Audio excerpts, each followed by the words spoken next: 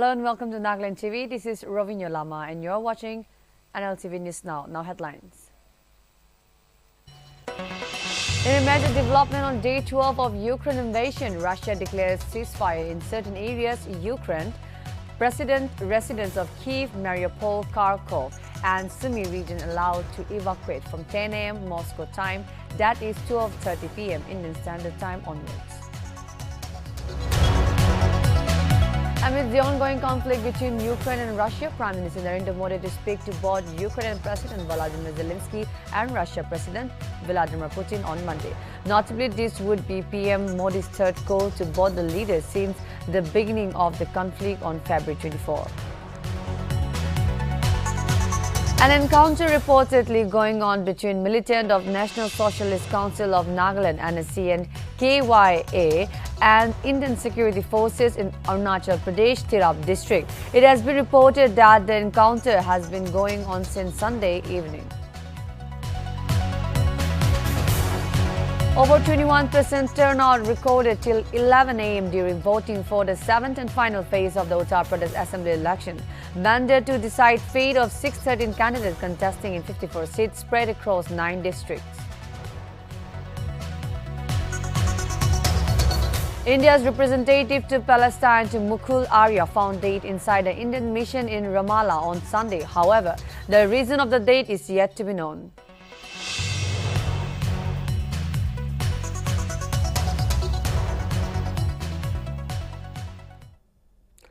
The news in details. In a major development on day 12 of Russia's invasion of Ukraine, Russia had declared a ceasefire in the area of Kyiv, Mariupol, Kharkiv and Sumy in Ukraine from 10 a.m. Moscow time, 12:30 p.m. to allow for evacuation. It may be worth mentioning that earlier on March 5, Russia allowed evacuation from Mariupol and Volnovakha area. However, attempts to evacuate civilians from the besieged port city of Mariupol in southern Ukraine fell through as Moscow and Kyiv tried blame for ceasefire breaches.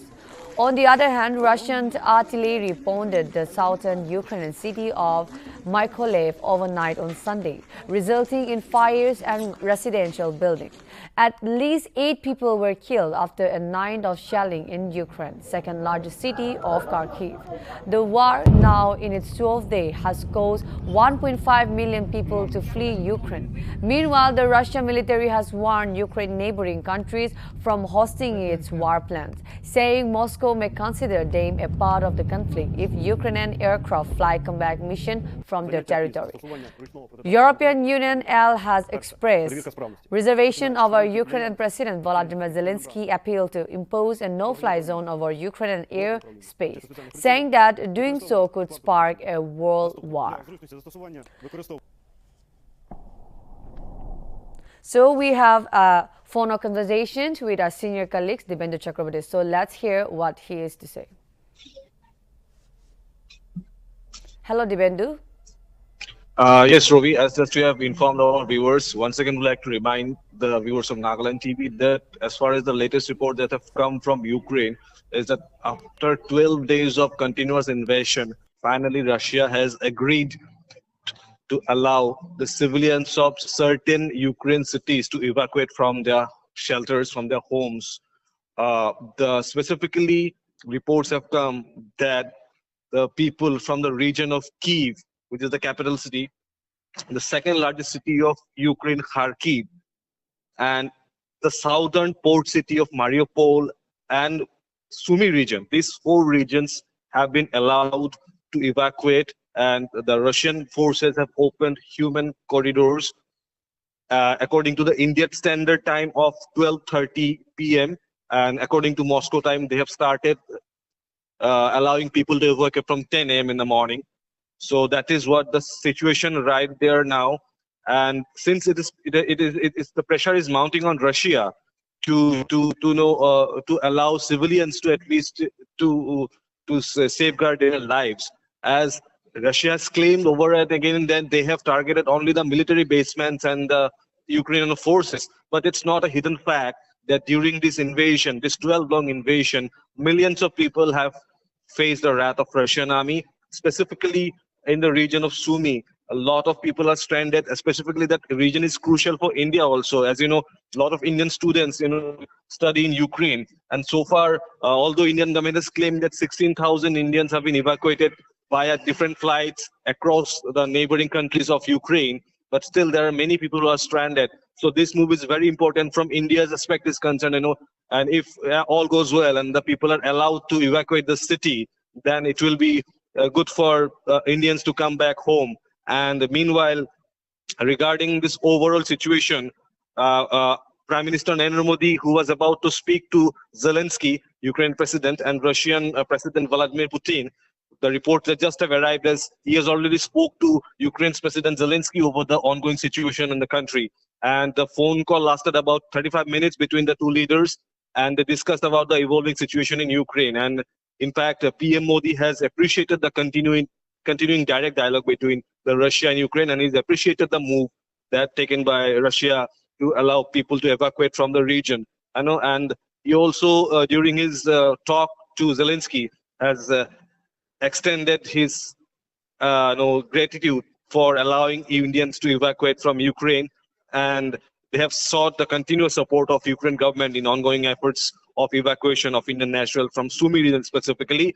But another interesting move is that Russian forces are continuously shelling in some other parts of the region. As last night, continuous bombarding in Kharkiv already has took lives of 8 people, and another major city, Mykolaiv, also is under attack. And during Sunday night, a lot of heavy fires and visuals have surfaced from that region. So this is a this is can be called a temporary relief for the people of Ukraine, as they have been allowed to evacuate the cities, as we have just mentioned. But it doesn't seem that the war is going to end soon, only due to the international pressure mounting on Russia. Specifically, Emmanuel Macron has interfered into the affairs of Russia and Ukraine. French President Emmanuel Macron has requested Vladimir Putin to take human angle also into consideration, and that's why people have been allowed to leave their cities. And so, from 12:30 onwards, the evacuation process had started. But if all goes well and the evacuation doesn't get postponed due to alleged, breaching of a ceasefire that has been reported in the earlier 2 days, we already informed our viewers that on Saturday, from Mariupol and Volnovakha, people were allowed to evacuate, citing the ceasefire grounds. But however, reports surfaced that Russian forces were not allowing people to evacuate the cities, and so they were again asked back to enter the shelter by the city authorities of Mariupol. And even Sunday, there was a lot of trouble as far as the evacuation process was concerned, and people were not allowed. The whole evacuation process got postponed. But finally, we hope that now, from Monday onwards, the evacuation process will take place. As far as Russia's stand is concerned, people will be allowed to move out of the war zones, and if everything goes well, then definitely they will reach some safe places. That's the update that right now is coming from Ukraine. And once again, we'd like to remind our viewers that PM Modi also has spoken to Ukrainian President Vladimir Zelensky over the evacuation process and taken stock of the situation. And hopefully the Indians, specifically who are stranded in Sumy region, will be allowed to come back home in a safer manner. Already 16,000 Indians have been allowed to evacuate via different flights of Indian Air Force and under Operation Ganga. So that's what update that we have right now from Ukraine, Rovi. Okay, all right. Thank you so much for giving us brief details regarding the Russia-Ukraine crisis.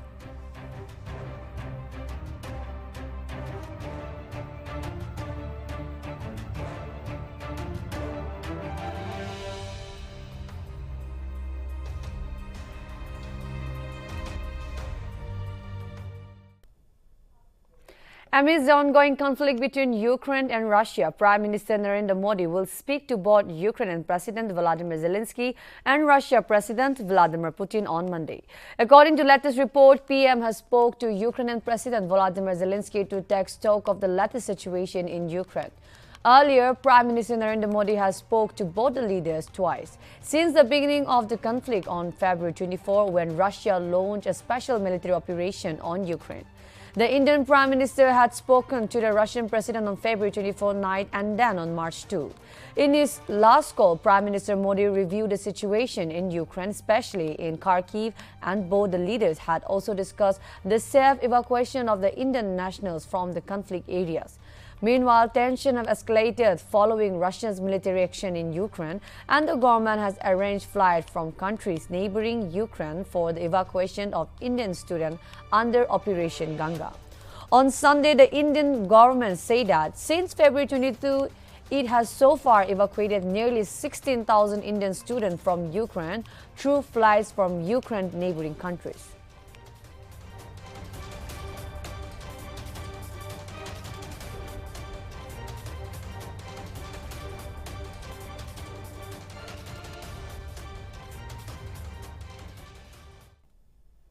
Union Minister of Civil Aviation Jyotiraditya Shinde on Sunday said that government has successfully evacuated over 15,920 students via 76 flights under Operation Ganga.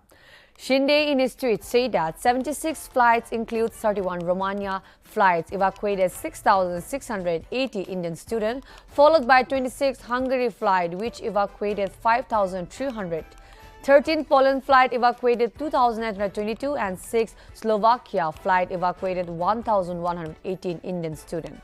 Meanwhile, the MEA on March 6 informed that almost all Indians have left Kharkiv city of Ukraine, and the main focus of the government is to evacuate citizens from Sumy as it is challenging amid ongoing violence and lack of transportation.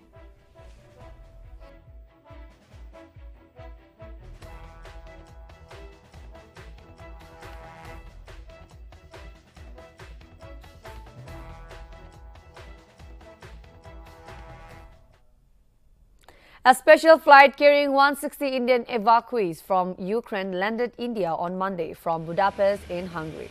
It may be mentioned that the Air Asia flight evacuated a stranded student from Hungary and landed at the airport at around 4 to 4:30 a.m. early on Saturday. The Indian embassies in Kiev say that they will not leave any stone unturned to ensure the safe evacuation of Indian students from the Ukrainian city of Sumy and requested them to keep some more hours of strength. Notably, over the past week, more than 10,000 Indian students have been evacuated from Ukraine under Operation Ganga.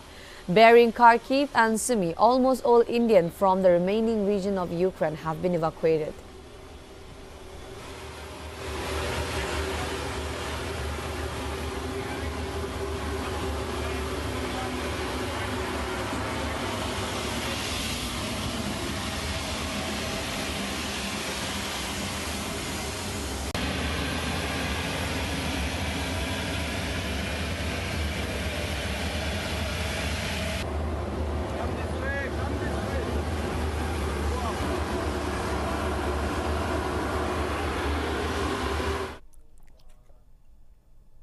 In the wake of a rising risk of food shortages due to the ongoing conflict with Russia, the Ukrainian government has decided to suspend the export of certain food products which are likely to run short in a few days due to limited production.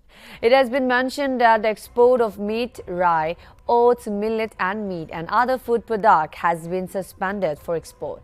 It has been reported that several countries are concerned about the inevitable shortage of grains. Russia and Ukraine together account for 30% of global that Russia is the world's largest exporter of wheat, with Ukraine in fourth place, while the two countries together account also for 19% of corn export.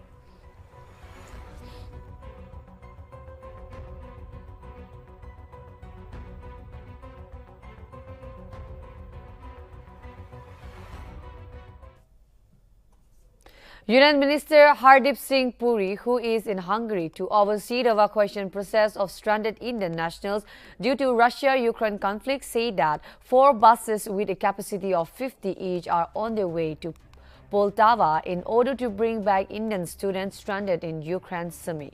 He further said that logistical arrangements are also being done for other students in Poltava, while food and other arrangements are also in place. Puri further mentioned that when one is doing an evacuation out of a war zone anywhere, there are constraints that cannot be anticipated. Even if one uses their margin of diplomacy, they have objectives that may not synchronize with one evacuation. Puri also said that if they can complete this evacuation process in the next or so, they would evacuate all 23,000 or so evacuees from Ukraine. Buses with a capacity of 50 each are all on their way to Poltava. And I think logistical arrangements are also being for the other students to be taken for Poltava. And from there, depending on what the situation will be. So I think both in terms of a plan, food, arrangements, they're all in place. When you are doing an evacuation out of a war zone anywhere, Payal, there are constraints which you cannot anticipate. And you cannot, the parties to the conflict, even if you use your margin of diplomacy, they have objectives which may not synchronize with your evacuation objectives. But I'm happy if we can complete this process in the next day or so, we would have completed all 23,000 or so. Buses with a capacity of 50 each are all. International Atomic Energy Agency IAEA informed that Russian forces at the Zaporizhia nuclear power plant have switched off some mobile networks and the internet, so that reliable information from the state cannot be obtained through the normal channels of communication. Ukraine's regulatory authority on March 7 said that phone lines as well as emails and fax were not functioning anymore.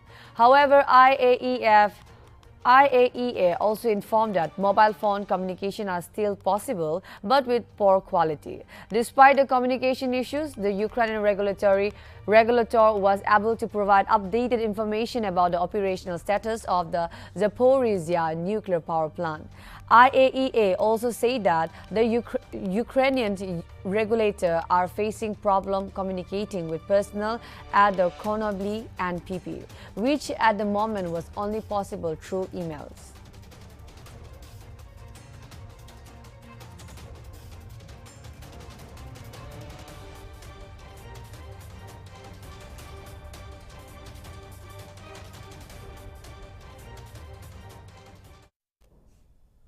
Pope Francis on Sunday, while addressing the crowd gathered in St. Peter's Square, spoke on the Ukraine crisis. Pope rejected Russian use of the term special military operation for its invasion of Ukraine, stating that the country was being battered by war and urged to put an end to the fighting.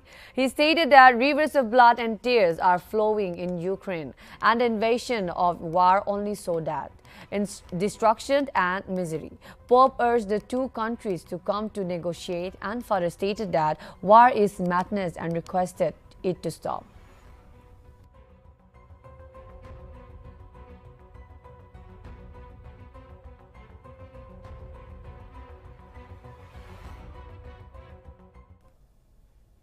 As Russia's invasion of Ukraine continues unabated, many countries of the Middle East are concerned about the inevitable shortage of grain, as Russia and Ukraine together accounts for 30% of global wheat export.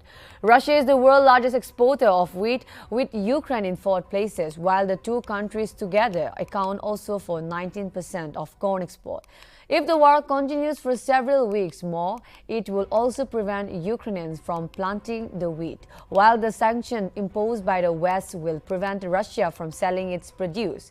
As a result, the prices of grain will continue to rise steeply, causing sharp rises in the prices of bread, milk, meat, and other products. As the war continues, Ukraine grain production will disappear from the market for several months, which will ultimately affect Middle East and other countries of the world.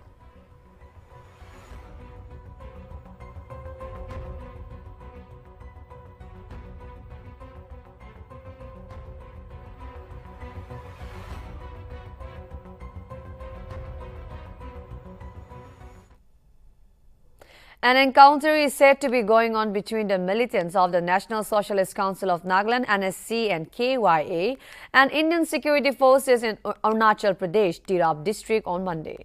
It has been reported that the encounter has been going on since Sunday evening. As stated by a senior official of the Indian Army base in Dimapur, the operation is still said to be going on.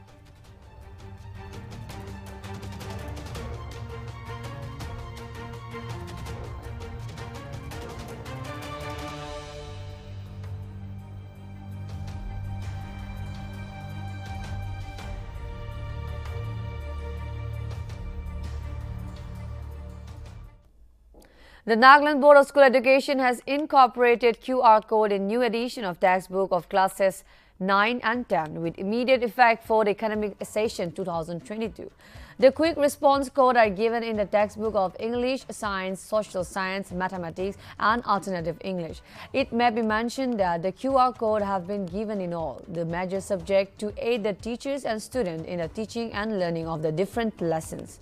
In line with the competency-based education as envisaged by the National Education Policy 2020, the board incorporated QR code in the recommended textbook. Notably, all the chapters of the textbook can be accessed using the QR scanner app, barcode readers, or any other specific scanner app mentioned in the textbook.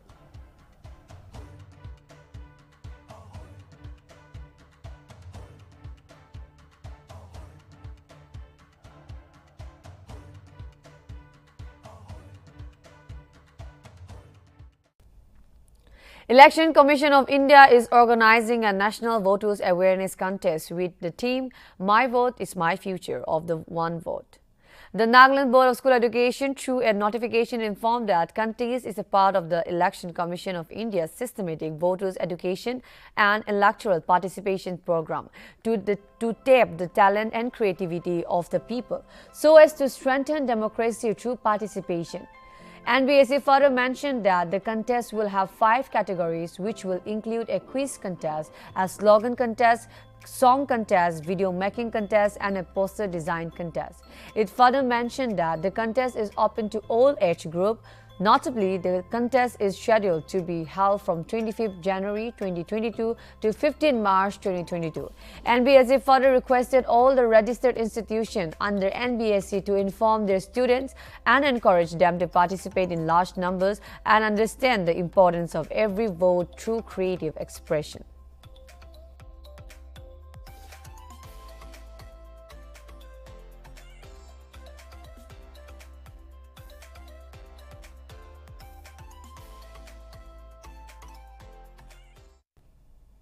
Nagaland Board of School Education, through a notification, has informed that the Ministry of Education, Department of School Education and Literacy has directed all the schools to observe the occasion of International Women's to reflect and amplify on various issues that come in way of women empowerment and hinder realization of gender equality.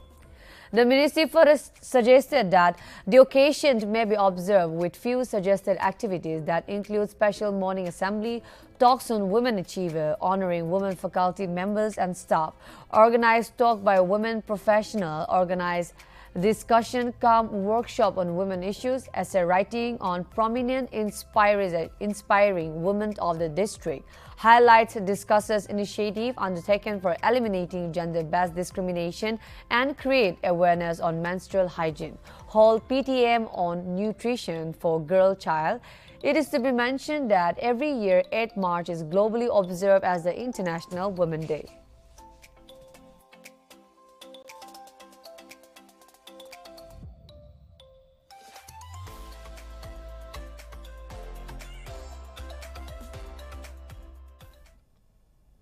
Prime Minister Narendra Modi is set to deliver a special address during the inaugural session of a webinar by the Ministry of Finance on March 8. The webinar title is set to be Financing for Growth and Aspirational Economy. The objective of the webinar is to brainstorm with experts from the public and private sectors, academia and industry. Furthermore, webinar will involve participation from 16 ministry, Niti Aayog, Capacity Building Commission and state government.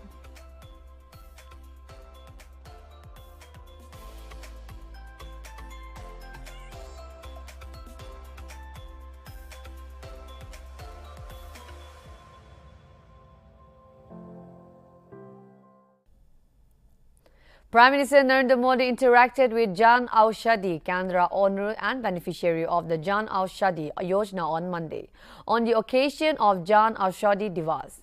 The interaction took place via video conferencing. Notably, Jan Aushadhi Week is being celebrated across the country from March 1 to generate awareness about the usage of generic medicines and the benefits of Jan Aushadhi Pariyojana.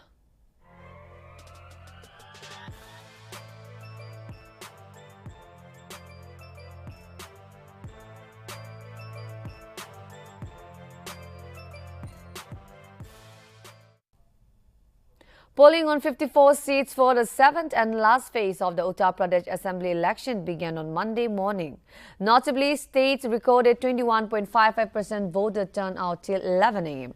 Meanwhile, poll is spread across 9 districts of the state. As many as 2.06 crore eligible voters will seal the fate of 613 candidates who are in the fray, including some ministers in the Yogi Adityanath government. Furthermore, counting of vote is set to take place on March 10.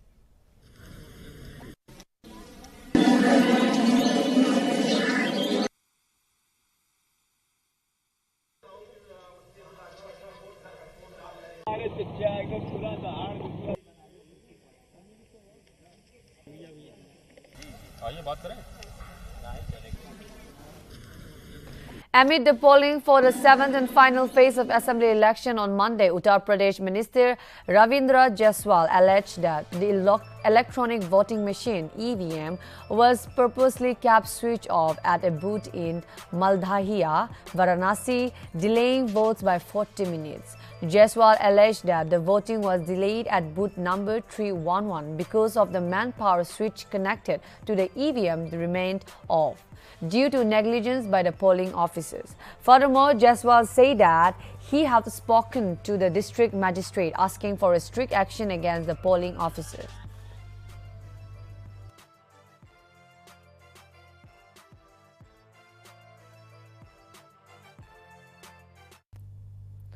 The Indo-Tibetan Border Police on Sunday launched public awareness and civic welfare programs across the country, including at remote frontier locations. As part of celebration for the 75th years of independence, the event will be held for 8 days till March 13. As part of the Azadi Ka Amrit Mahotsav, Desh Ki Hifazat, Desh Ki Suraksha series. During the series, ITBP personnel will organize programs, free medical camps, distribution of stationaries and sports items for school children in the border region and Naxal. Affected areas, band display will be held at prominent places in the deployment area of our units. Furthermore, the officials say that the events are part of the directive issued in the context by the Ministry of Home Affairs to all paramilitary forces and other agencies under its command.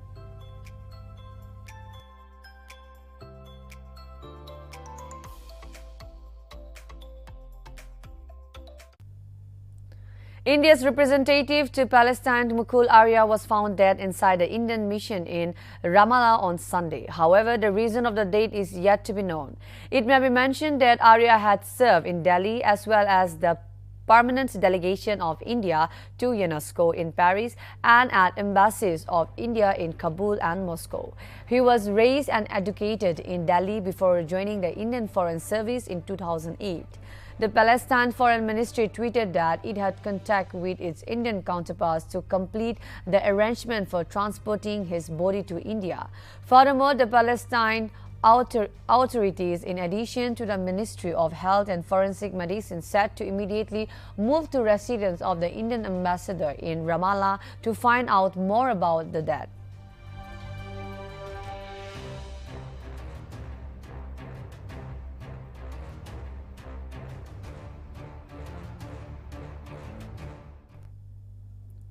Olivier Giroud struck a huge ball for AC Milan in the Serie A titled race with the only goal in Sunday 1-0 win at Napoli, which fired his team top of the pile.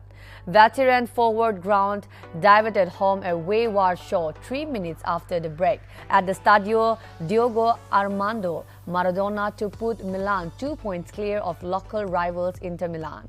The Frenchman's 8th league goal of the season was his first away from the San Siro since signing from Chelsea in the summer and came on an eventful night for the 35-year-old.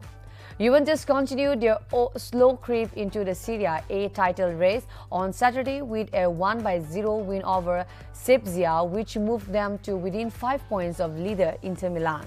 Alvaro Morata scored for the first time since mid-January with 20 minutes on the clock at the Allianz Stadium, in turn to keep Juve in the race.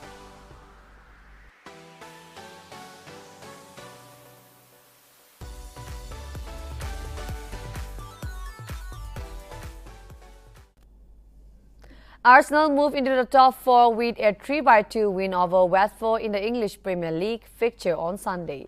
Martin Odegaard fired Arsenal into an early lead and Bukayo Saka, Gabriel Martinelli needed goals to give a comfortable win against Watford. Kevin De Bruyne and Riyad Mahrez both scored twice as Manchester City restored their lead at the top of the Premier League to 6 points with a 4-1 derby victory over Manchester United at the Etihad Stadium on Sunday. City have 69 points from 28 games and United slip down to 5th place.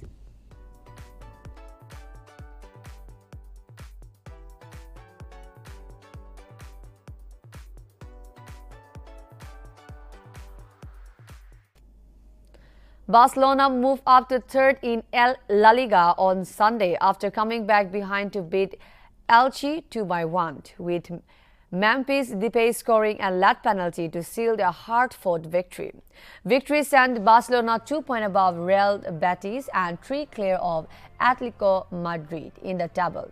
Ferran Torres and Memphis Depay score for Barcelona. Atletico Madrid have taken another crucial step in their push for a top 4 finish in 2022 with a 3-1 win away at rival Real Betis. Atletico Madrid have now overhauled in the battle for a Champions League qualification spot as they edge back into 4th spots in the table. Joao Felix scored a brace and Thomas Lemar scored a goal for Atletico Madrid. Christian Tello scored the only goal for Real Betis.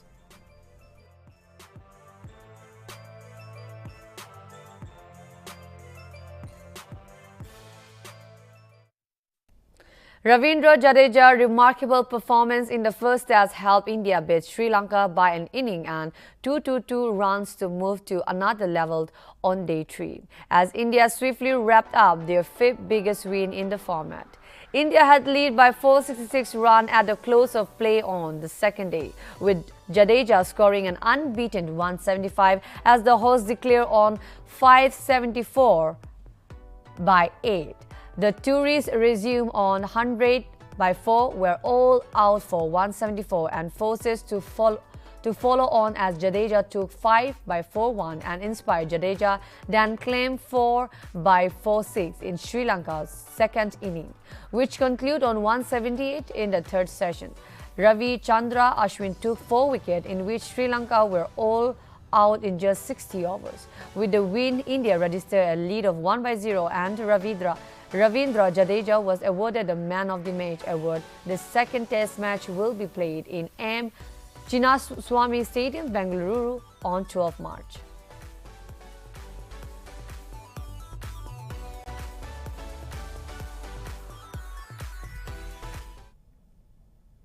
This is all for now. For more updated information, keep watching Nltv.